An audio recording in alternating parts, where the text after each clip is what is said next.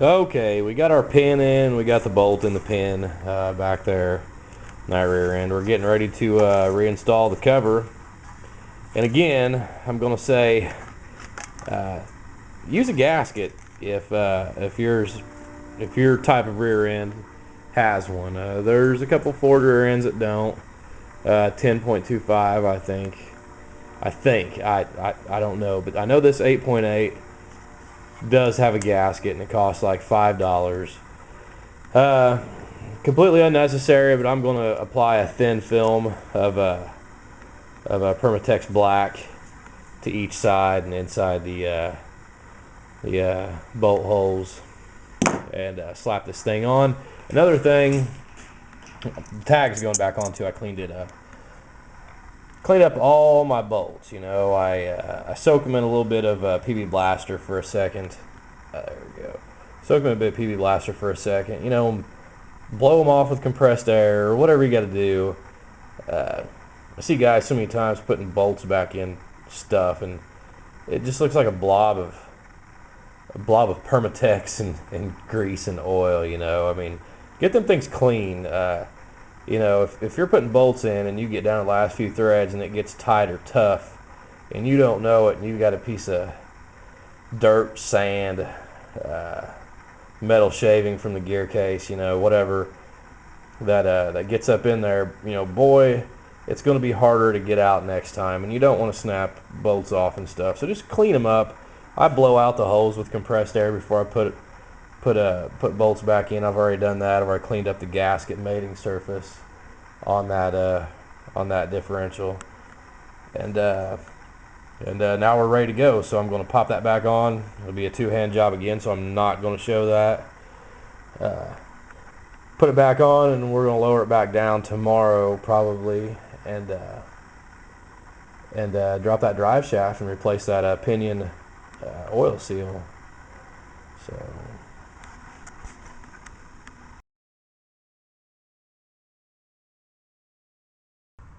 Okay. I just got the oil seal loose, the old Pinion seal. This was a real pain to get off. But there it is, it's off, a little damaged. You can see, I don't know if OEM didn't have a garter spring or what, but my new one's got a garter spring. Helps that oil seal. Try not to booger up your casting right here at your drive shaft input. I'll show more detail of this when I put it back together. In here is your pinion bearing, and kind of the whole thing behind all this is getting your nut on these threads right here right back in the right position, to set the bearing preload for this tapered roller bearing right back behind here. There's a bearing right here that your pinion, it's your pinion bearing, and it rides in a cup, and the tapered roller bearings get just a little bit of preload, so that nut is going to tighten down. It's going to tighten down on something that's called the flange, and that's the round piece that goes on here. There's a hub that goes in. That hub is what seals off on the inside of this oil seal. Okay, and then the outside of the flange has the 4 threaded bolt holes for your drive shaft U-joint to bolt to. Notice I marked that down there with a white paint mark. Also marked the flange with a white paint mark. I also marked this with a white paint mark, and I marked the nut with a white paint mark. I counted the threads before I took the nut off. There were 5 threads, and then I also calipered the distance from the nut to the end right here, from the nut top to the end, with my calipers at around 212 thousandths of an inch. So when we put that back on, we're going to try to achieve a lineup the paint marks, 5 threads, and then we also want to try to caliper that again and get that amount. We'll go in here and we'll look at that flange, and I want to show you where that oil seal, that pinion seal, rides on that flange, and where you can expect to see wear, like I have on mine. Okay, here's the flange.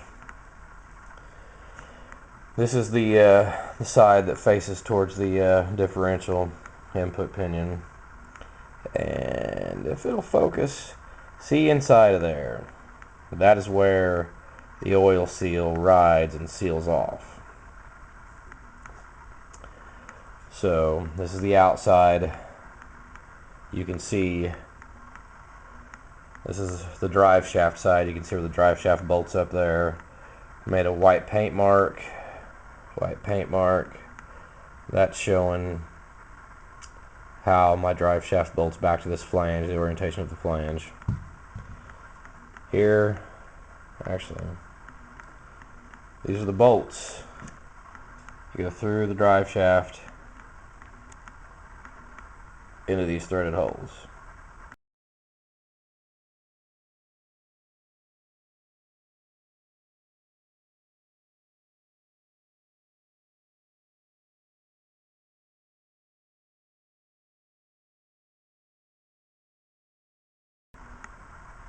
Boy, they were tight.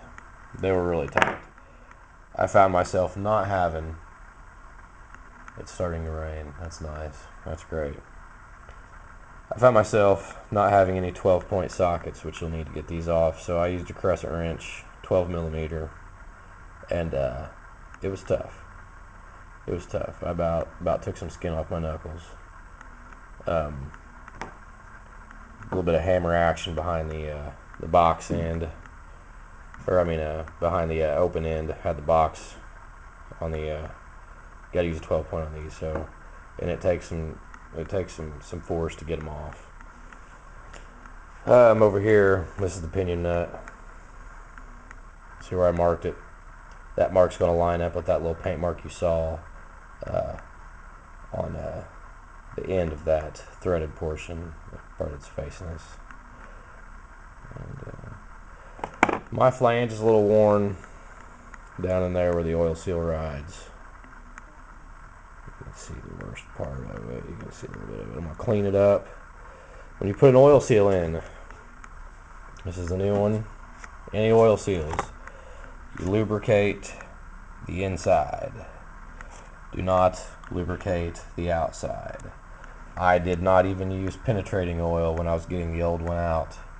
I want it nice and dry, and I want this orange stuff is, you know, kind of like your Permatex or anything else. It's going to seal tight, and then this is where your rotary motion is going to ride. So when you slip that on, clean everything off super good, oil that up. There's a garter spring inside of here. Again, this camera does not focus. Actually, you know, I take that back.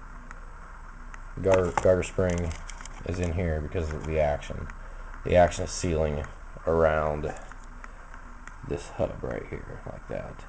So the garter spring is back in there, and it's holding that tight. So anyway, we're gonna get that in. I don't have a seal driver, but I've put in a lot of oil seals without a seal driver. I've bent and ruined a lot of oil seals without a driver, so I'll be very careful though. So I'm gonna clean this up, get everything back together, get that oil seal in, and then I'll kind of show you the nut and the orientation and how to make sure that you've got your preload right on the bearing.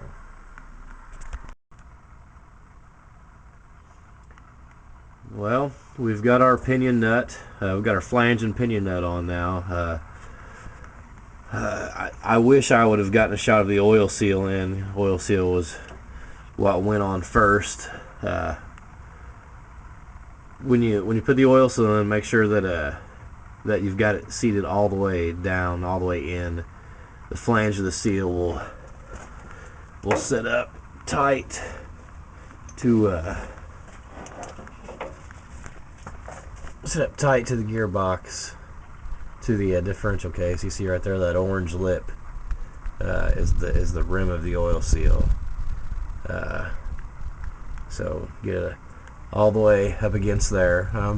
I was able to do it pretty easily with just real light taps all the way around with a hammer. Don't miss, just hit the edge, that orange part.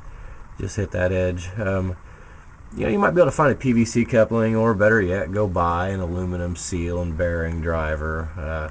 I've had a few sets over the years. They work pretty good. You know, I don't have any for this size right now. It's easy to ding them up when using them to install bearings, because generally you're dealing with some pretty hard stuff, and a lot of times the ones that I've used are aluminum. So, but up front, flange and pinion nut.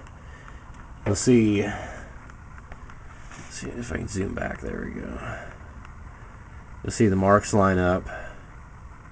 I had 5 threads from the threaded section protruding from the nut, and I calipered it from here to the nut, I think I got 217 thousandths, so a difference of 5 to 6 thousandths of an inch. Pretty close, pretty good.